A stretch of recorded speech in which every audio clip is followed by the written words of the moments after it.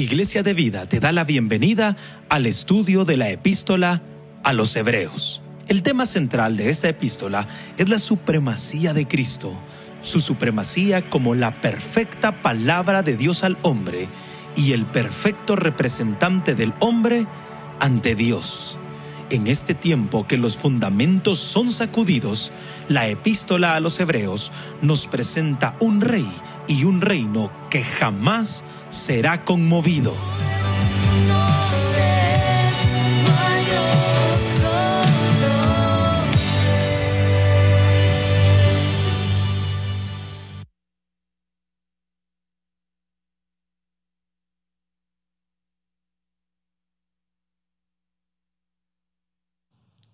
Buenas noches, amados hermanos. Buenas noches. Que el Señor los bendiga a todos. Amén, que amén. podamos en este momento también ponernos a estudiar la palabra, a oír lo que Dios nos quiere decir. Amén. Y antes de hacer esto vamos a orar, vamos a pedir al Señor siempre su dirección, su bendición para también cada hermano que está ahorita con una petición. Amén. Y va a orar con nosotros. Amén. Porque Dios es bueno. Oremos. Padre, gracias. Gracias por tus bondades para nuestras vidas. Gracias porque eres nuestro fiel pastor y eres nuestro abrigo, nuestro refugio. Torre fuerte es el nombre de Jehová. A él correrá el justo y será levantado, dice tu palabra bendita.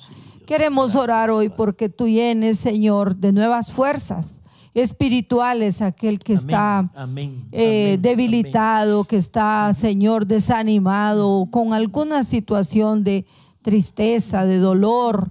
Oramos hoy por todas las necesidades de tus hijos, Señor. Pedimos que tú te sigas manifestando como siempre lo has hecho, que tú obres, Señor, en cada necesidad. Oramos por las necesidades de salud, de provisión, de protección para cada uno de tus hijos. Gracias por ser tan bueno, gracias por oírnos, gracias porque vives en nosotros y porque aquí estamos unidos hoy orando y sintiendo, Señor, en nuestros corazones esa presencia tuya que nos llena, que nos sustenta cada día.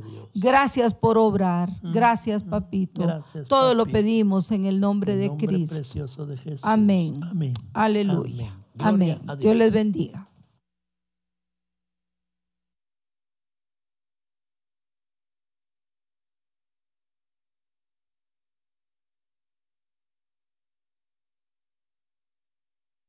Buenas noches, amados hermanos, Dios les bendiga. Amén. Buenas noches, ¿Qué tal, papi. hijo? Dios te bendiga.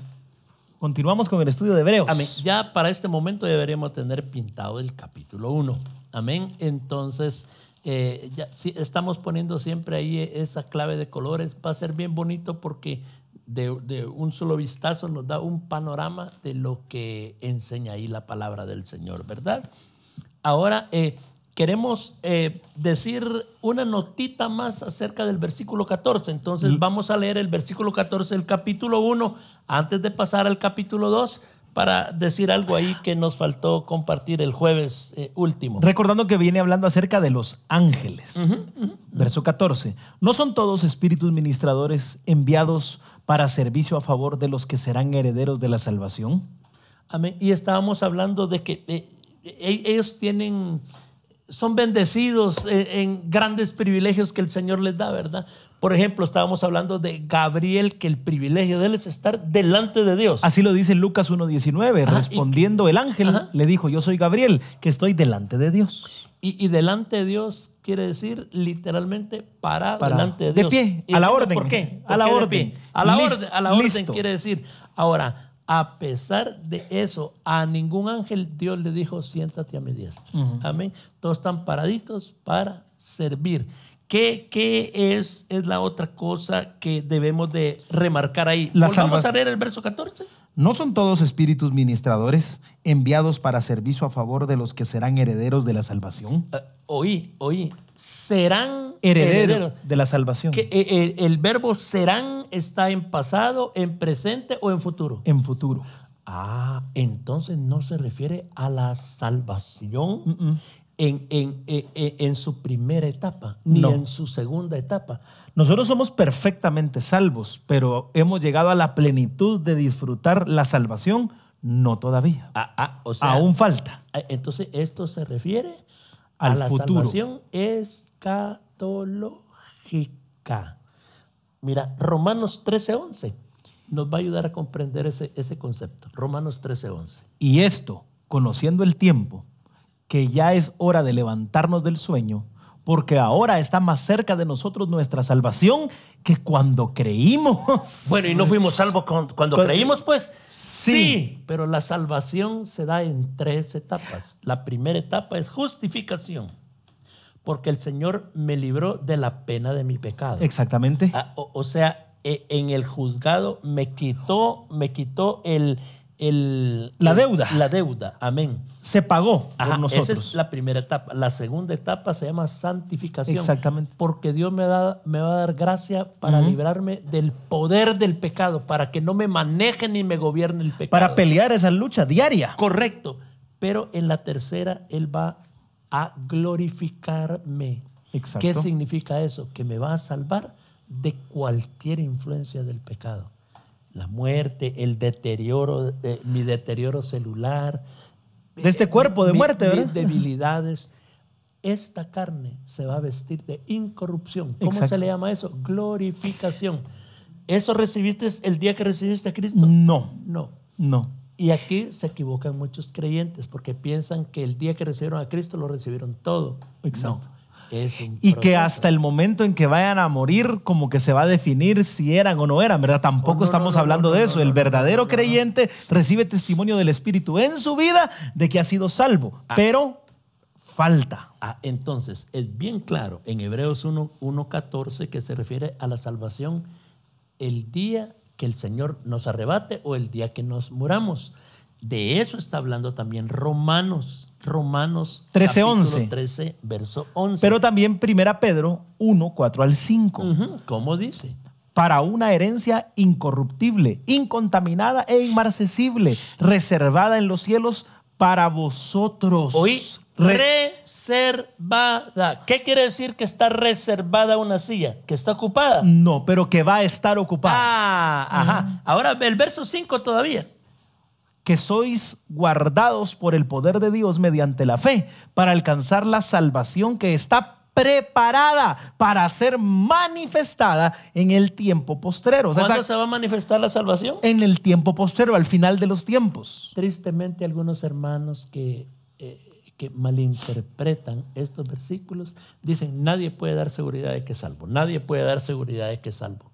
Hermano, la Biblia dice: estas cosas os he escrito para que sepáis que tenéis vida eterna. Y eso es tan claro como la palabra. O sea, usted sabe que tiene vida eterna, esté seguro, esté tranquilo. Usted sabe que debe o sabe que no debe. Punto. Y esa seguridad no es de nuestra arrogancia, no es de nuestros propios méritos, es basada en los méritos de Jesucristo. Y eso también refuerza de que lo mejor para el creyente no es en este lado de la vida. Lo mejor para el creyente es el día que esté en la presencia del Señor, sí. gracias a nuestro Salvador Jesucristo. Amén. Entonces hay esa expectativa. Y es bien poderoso saber de que esa es la expectativa que nos sostiene a Exacto. nosotros en medio de las tribulaciones, las angustias, las dificultades, sabiendo que, porque cualquiera puede decir: mire, hermano, yo buscando a Dios y ahora peor, me parece como que peor me va. Espérese, hermano, espérese. Esa debe ser la gasolina del creyente para enfrentar el día a día sin importar lo que esté sucediendo, porque no estamos negando que hay momentos duros, complicados, difíciles, donde se tambalea uno. No, definitivamente van a llegar, pero hay algo mejor. Muy bien. Ahora vamos al capítulo 2 y comenzamos con el Verso versículo 1. Por tanto, es necesario que con más diligencia atendamos a las cosas que hemos oído, no sea que nos deslicemos. Qué interesante, mi amado hermano. ¿Con qué palabra comienza ¿Con qué dos palabras comienza este versículo? Por tanto, por tanto. Ahora, el uso de esta frase, por tanto, en Hebreos, nos hace prestar atención a un punto de aplicación después de que el escritor desarrolla un principio doctrinal. ¿Qué está diciendo aquí? ¿Qué estamos diciendo? Que cuando encontramos la palabra por tanto, vamos a toparnos con una aplicación de lo que se viene enseñando de doctrina. De una exigencia que trae la doctrina a la vida. No se puede estudiar sin pensar en la Biblia, sin pensar en la exigencia que tiene. Exacto. ¿Sabes cómo Jesús terminó de responder alguna pregunta que le hicieron a él en su ministerio? Él terminó diciendo, bueno, primero le decía, ¿cómo lees? O ¿cómo está escrito? Y de último le decía, ve y haz tú lo mismo. ¿Qué quiere decir? Que debe haber una acción del individuo que está recibiendo la orden. No es de que, ay, qué bonito. No. Anda y hacelo, movete, ponete en acción. Interesante, interesante. La enseñanza bíblica de la superioridad de Jesús sobre los ángeles es una doctrina. Exactamente. Pero tiene que ver conmigo, por supuesto. O sea que toda doctrina bíblica tiene una aplicación para la vida. Ahora, nosotros como iglesia, ¿qué podemos decir aquí que es necesario que nuestra gente sepa? Por esa razón, nuestra iglesia reconoce y enseña la verdad bíblica, que nuestra única norma de fe, es decir, de doctrina y de práctica, es decir, para normar la vida diaria, debe de ser y es la palabra de Dios. La Biblia no es solo para la cabeza, es al entenderla, tiene que bajar al corazón y del corazón mostrarse con las manos, con la boca, con los pies, con las manos con lo que hacemos, con los pies a donde vamos, con la boca lo que confesamos. Se nos tiene que ver a nosotros, no porque usted lleve una playera que diga yo amo a Jesús o porque lleve una Biblia bajo el brazo, no, que en su trabajo, en su casa, en su familia, en su colonia, en el lugar donde usted esté, la gente diga, este es diferente. Fíjate que nosotros teníamos un compañero en el instituto bíblico, pero él era exagerado para comer ajos. Él se comía ajos, 1 o 2 cabezas de ajo almorzando o cenando, especialmente en la cena, 1 o 2 cabezas de ajo. Pero ese hombre transpiraba ajo. Cuando él sudaba, era una comida china caminando. Olía a ajo. Así debe ser el cristiano. Su doctrina es que aquí dice, sí, pero tenés que sudar a Cristo, que se te eche de ver que comiste ajo. No puede haber alguien que se encuentre con la salvación y que quede igual. Si alguien viene y se topa con Cristo y quedó igual, no se topó con Cristo. Ahora, no cualquiera puede dictar una doctrina. La doctrina de Dios ya está declarada en la Biblia y no se puede agarrar algo que funcionó en la iglesia, algo que le funcionó a fulanito, algo que hizo sutanito y volverlo una doctrina. Algunas personas piensan que cada pastor o cada iglesia tiene el permiso de hacer su propia doctrina. Exacto. No, papito. No, papito. Nosotros somos una fe revelada. ¿Qué quiere decir eso? Que tenemos un manual ya hecho. Y terminado, finalizado. Ya hecho y terminado. Y si queremos ser fieles a Jesucristo, tenemos que usar el manual de Él. Ahora, la otra cuestión bien importante es, hermano, es ¿se ha oído a cuántas personas? Yo, que a mí no me digan nada de doctrina, a mí no me digan nada de instituto bíblico, a mí no me digan nada de teología. Suena muy espiritual eso. Sí. Yo lo que quiero saber es del poder de del Jesús. Espíritu, sí. Hermano, hagámonos una pregunta, Pablo. ¿Qué importancia le da Dios, Cristo y la Biblia a la doctrina? Vayamos a la Biblia. 2 Tesalonicenses 2:1. ¿Cómo dice? Mire lo que dice este pasaje. Pero con respecto a la venida de nuestro Señor Jesucristo y nuestra reunión con Él, os rogamos, hermanos. ¿El verso 2 ahora? Versículo 2. Que no os dejéis mover fácilmente de vuestro modo de pensar, ni os conturbéis, ni por espíritu, ni por palabra, ni por carta como si fuera nuestra, en el sentido de que el día del Señor está cerca. Fíjate que a los tesalonicenses llegó gente a predicarles. Y les movió el piso. y les movió el piso. Exactamente. Entonces el apóstol Pablo les dice, ¿dónde está basada la fe de nosotros? ¿En lo que cualquier predicador diga? No, y miren lo que dice el versículo 2. Veamos porque cita puntualmente. No, que no se les mueve el piso, por así decirlo, ni por ningún espíritu, ni por palabra, ni por carta, como si fuera nuestra. ¿Por qué está diciendo como si fuera nuestra? Porque hay una que sí es Correcto. la nuestra, Correcto. la palabra. Mire, mi amado hermano. Y mire qué interesante. Volvamos a poner el versículo. Mire lo que dice. No os conturbéis ni por espíritu. Exactamente. Porque es que ahorita el espíritu me tomó y yo voy a dar una declaración y esto es... Espérate. Si te tomó el espíritu, Exacto. él fue el que inspiró la Biblia. Y el espíritu no se va a contradecir. En ningún punto. Y si no está en la Biblia, lo que vos estás diciendo puede sonar bonito, pero no es bíblico. Y si está en la Biblia, entonces, ¿para qué tanto espaviento? Abrir la palabra y decirlo. Tranquilamente. Y fíjate que este punto del espíritu está muy de moda. Pero está muy de moda también fuera de la iglesia. Yo creo que por eso está de moda también en la iglesia. ¿Por qué? Correcto. Porque ahora escucha uno a mucha gente, es que me gustó la vibra de aquel, me gustó el espíritu que se le siente, es un ser de luz. Y en la Biblia viene y se traslada a eso. Correcto, y viene y dice, es que cuando el hermano se paró ahí, las luces se pusieron moraditas y se escuchó ese pianito, cualquiera viene y dice de plano lo que va a decir es de Dios, va. Ahora, mire lo que le recomienda el apóstol Pablo a los tesalonicenses. En el versículo 15, siempre del capítulo 2. ¿Qué les dice? Así que, hermanos, estad firmes y retened la doctrina que habéis aprendido, sea por palabra o por carta nuestra. Pero escrito. Ahí quedó. Es que Lo que les dijimos y la carta.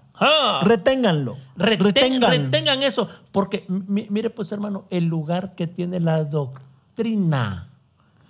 Porque vienen y te quieren mover, ¿verdad? Sí. Yo estaba escuchando a un señor hace un par de horas diciendo cómo han adoctrinado a los niños a creer en ese montón de boberías de la diversidad sexual. Correcto. Y decía él, la iglesia debe de ser un ente de adoctrinamiento de los fieles para que cuando salgan a la calle sepan en qué creer. Pero ¿cómo lo vamos a hacer sin la Biblia? Y fíjate que es interesante porque es un señor que ni siquiera es creyente. Es un argentino famoso que anda dando conferencias por todos lados. Pero él le decía, y estaba en una iglesia, agarre la Biblia y enseñe, adoctrine. Porque eso es lo que necesita la gente, saber en qué creer, en la palabra. Mire, mi amado hermano, es que como la tendencia de la iglesia evangélica de hoy, entre comillas, es ser amigable con el mundo. No decir algo por lo que nos vayan a criticar. Políticamente es correcto. Ser políticamente correcto. Entonces, decir que esta es la única verdad ofende. Y que esta es verdad absoluta, ofende. Ofende al maya que cree que le estamos despreciando su Popol Vuh. Ofende al musulmán que le estamos despreciando el Corán. Ofende al hindú que estamos haciendo un lado el Ramayana. Exactamente. No, pero mi amado hermano, si esta no es la palabra absoluta, entonces no hay un Dios absoluto. Y todo esto que creemos está de balde, no sirve. Mire. Tito 2:10, ¿cómo dice? No defraudando, sino mostrándose fieles en todo, para que en todo adornen la doctrina de Dios nuestro Salvador. La doctrina de Dios. O sea, hay doctrina de Dios. Y de nuestro Salvador. Mira, 2 Juan capítulo 1, versículo 9, un poquito más profundo todavía. 2 Juan 1:9. Cualquiera que se extravía y no persevera en la doctrina de Cristo, simple y sencillamente no tiene a Dios, dice la Biblia. El que persevera en la doctrina de Cristo, ese sí tiene al Padre y al Hijo. Escuche, usted que desprecia la doctrina. Exacto. Escuche, los que no tienen doctrina no tienen Dios tampoco. Exacto. Es que lo que pasa es de que nosotros no podemos creer en algo que no conocemos, en algo que no sabemos. A ver, así mi hermano, la doctrina, la iglesia tiene doctrina, pero es de esta que dice Hechos 2:42. 2:42. ¿Es de esta doctrina o de tu pastor o de tu denominación? Es que esta es la única doctrina. 2:42. y perseveraban en la doctrina de los apóstoles, en la comunión unos con otros, en el partimiento del pan y en las oraciones. Ahora, cuando está hablando de apóstoles, está hablando de los apóstoles. Una cosa bien interesante, fíjate, Pablo, que para que esta palabra que hoy conocemos nosotros como la Biblia, el Antiguo Testamento y el Nuevo Testamento, se convergieran todos los libros de acuerdo al deseo de Dios, hay puntos específicos que tiene que cumplir. Y el Nuevo Testamento debe cumplir esto. Viene de apóstoles. Exactamente. Y por eso es que algunos hoy se quieren llamar apóstoles para seguir escribiendo doctrina. No, chato, ya no podés ser apóstol. Llegaste con algo tarde. autoridad de escribir la palabra de Dios. Llegaste tarde, llegaste tarde. Hace 2000 años que se cerró este canon. Exactamente. Mire qué interesante, mi amado hermano. 1 Corintios 14, 26. Fíjate, Pablo, que en todos los servicios, el día que se reúne la iglesia, donde se reúna, mira lo que debe haber. ¿Qué hay, pues, hermanos? Cuando os reunís, cada uno de vosotros tiene salmo, tiene doctrina, tiene lengua, tiene revelación, tiene interpretación. Hágase todo para edificación. Hermano, al culto de milagros me gusta ir a mí. Al de doctrina no voy, es que es muy aburrido. Exacto. Hermano, porque tristemente pensamos que la Biblia es un buffet y uno agarra lo que le gusta. Y que somos utilitarios, ¿verdad? Utilitarios somos. Correcto. Yo quiero ir al culto de milagros porque necesito un milagro. ¿Para qué voy a leer la Biblia si yo lo que necesito es un milagro? Me dijeron que dando dinero se acaban los problemas. Pues yo doy el dinero y se acaban los problemas. Porque nos gustan soluciones de microondas, soluciones rápidas donde yo tenga el control. ¿Y sabe qué, mi amado hermano? La gente pícara sabe eso. Por eso, totalmente. digamos, yo digo, mire, en 2 años usted aprende lo básico de guitarra. No se va a inscribir a mi academia. Pero si dice... En 15 días. En 15 días usted ya toca la mayoría de himnos que acompañan en su iglesia. Ay, ¿vos viste el anuncio? Así dice el muchacho. Sí. Triste y lamentablemente. ¡Doctrina! Primera Timoteo 1:10. Porque como ya oyeron doctrina, algunos están intentando hacer su doctrina, pero la doctrina tiene que tener este adjetivo. Para los fornicarios, para los sodomitas, para los secuestradores, para los mentirosos y perjuros, y para cuanto se oponga a la sana doctrina. Y ese versículo, Pablo, es pesado. Sí. Es que fíjate que los que se oponen a la sana doctrina están en la misma lista de los fornicarios. Sí. De los secuestradores. De los sodomitas. De los mentirosos y perjuros. Sí. Hermano, es que tan grave es alterar la doctrina. Debemos es que eso debemos, hermano, es que voy yo al culto y doctrina el domingo. No, yo lo que quiero es un masaje. Técnicas para ser feliz. Y es que el problema de esto es que, usted quiera creer lo que quiera creer, un día va a dar cuentas. El problema es que mucha de esta gente se está llevando a un montón y se traen a miles en la cola y va a ser una condenación seria. Es que ese es el problema. Es que el problema es esto, hermano. En 2 domingos vamos a hablar en la iglesia acerca de el contenido de la fe. O sea, la doctrina. Sí. Es que usted para recibir a Cristo tiene que entender qué hizo Él por usted. ¿Por qué murió? Ahora dicen algunos hermanos, pero es que yo cuando llegué a la iglesia llegué todo desorientado. Yo lo que necesitaba era que alguien me dijera, mira, Dios te va a ayudar. Así, sí. Ahí comenzó su proceso de conversión. Pero no se puede quedar ahí. Ahí comenzó su proceso de conversión, pero no se puede quedar ahí. Amén. Ajá. Amén. Amados hermanos, mañana vamos a seguir estudiando acerca de esto.